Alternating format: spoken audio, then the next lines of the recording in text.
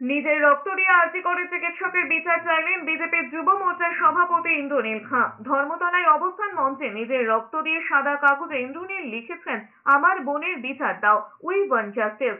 Syringe দিয়ে রক্ত টেনে সেই রক্ত দিয়ে বিচারের দাবি জানিয়েছেন ইন্দ্রনীল খাঁ। এদিকে 8ই সেপ্টেম্বর রাত দখলে দিন আন্দোলনকারীদের ওপর হামলার প্রতিবাদে নৈহাটিতে মিছিল করেছেন শুভেন্দু অধিকারী। তিনি বলেছেন, নাগরিকরা আক্রান্ত হলে বিজেপি ছেড়ে দেবে না।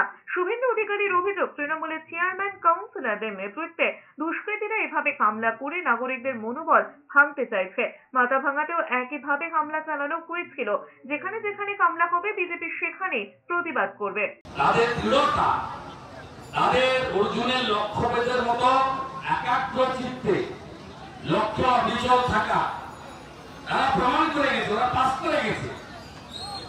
ওদের শিরদাঁড়া বাঁকাও নয়, আর শিরদাঁড়াটা শরীরের বাইরেও নেই।